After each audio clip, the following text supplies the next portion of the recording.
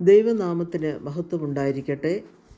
ഈ വർഷത്തെ സംഘദിന ചിന്താവിഷയം സ്ത്രീകൾ പരിവർത്തനത്തിൻ്റെ പ്രഘോഷകരും പ്രയോക്താക്കളും എന്നതാണ്.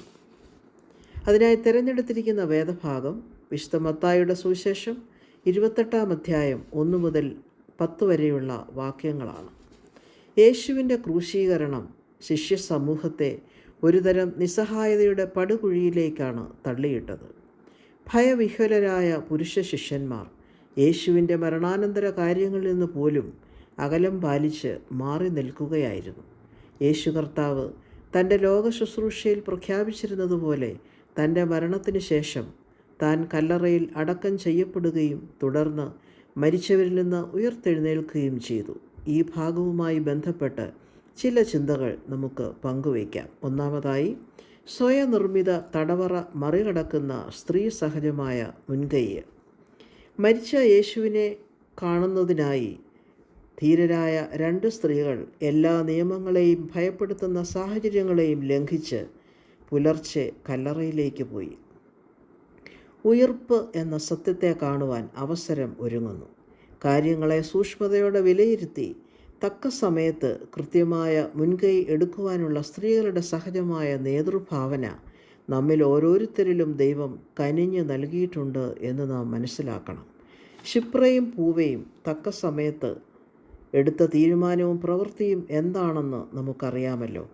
ഏതൊരു പരിവർത്തനവും സാധ്യമാകുന്നത് നമ്മൾ എടുക്കുന്ന ചെറുതും വലുതുമായ മുൻകൈകളിലൂടെയാണ്.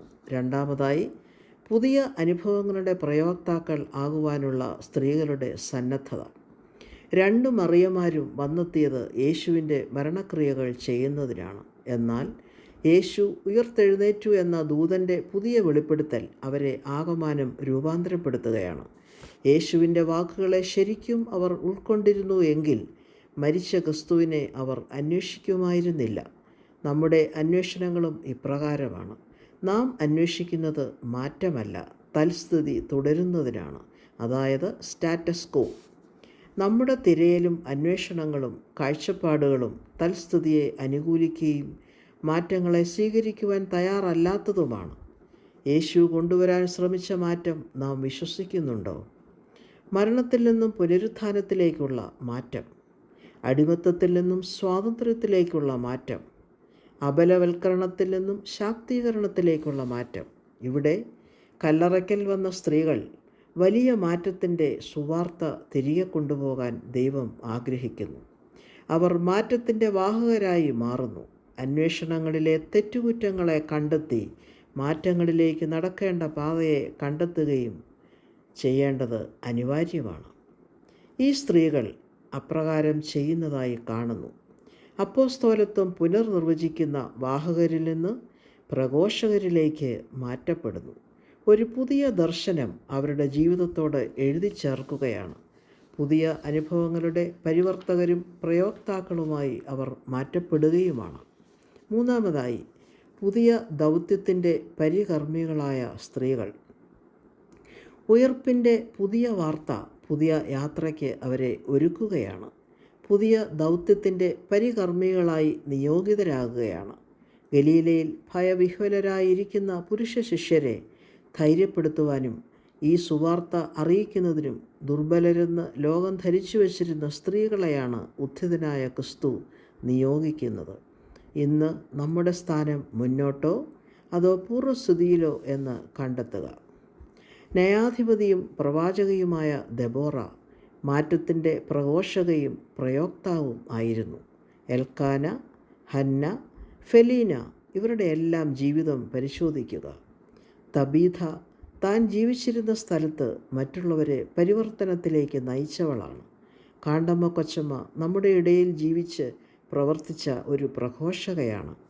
സഭയോടും സമൂഹത്തോടും ചേർന്ന് നിന്ന് ക്രിയാത്മകമായി പ്രവർത്തിക്കുവാൻ ദൈവം നമ്മെ ആക്കിയിരിക്കുകയാണ്. നമ്മുടെ പെൺമക്കളെ ധൈര്യമുള്ളവരായി വളർത്തുകയും ആൺമക്കളെ സ്ത്രീകളെ ബഹുമാനിക്കുന്നവരാക്കി വളർത്തുകയും വേണം. പരസ്പരം ആദരിക്കുകയും ബഹുമാനിക്കുകയും ചെയ്യുന്ന ക്രിസ്തീയ കുടുംബം ജീവൻ്റെ പ്രയോക്താക്കളാകണം, മാറ്റത്തിൻ്റെ പ്രഘോഷകരാകണം.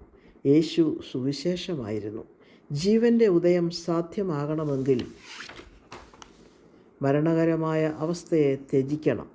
ക്രിസ്തീയ ജീവിതം നിഷ്ക്രിയ സാന്നിധ്യമല്ല, ക്രിയാത്മകമായ സമീപനങ്ങളിലൂടെ സമൂഹത്തിൽ ചലനങ്ങൾ സൃഷ്ടിക്കുവാൻ കഴിയുന്ന നിരന്തരമായ ഇടപെടൽ ആകണം. പരിവർത്തനത്തിൻ്റെ സാക്ഷ്യനിർവഹണത്തിലൂടെ പുത്തൻ മാനവികതയുടെ സംസ്കാരം സൃഷ്ടിക്കുന്നതിന് കഴിയും. ഒപ്പമുള്ളവരെ ചേർത്ത് നിർത്തി പരിവർത്തനത്തിൻ്റെ പ്രഘോഷകരും പ്രയോക്താക്കളുമാക്കുവാൻ സാധിക്കണം. ക്രിസ്തു സാക്ഷ്യത്തിൻ്റെ ജീവിക്കുന്ന പ്രയോക്താക്കളായി ഇന്നത്തെ കാലഘട്ടത്തിൽ നിലകൊള്ളുവാൻ ദൈവം നമ്മെ ശക്തീകരിക്കട്ടെ.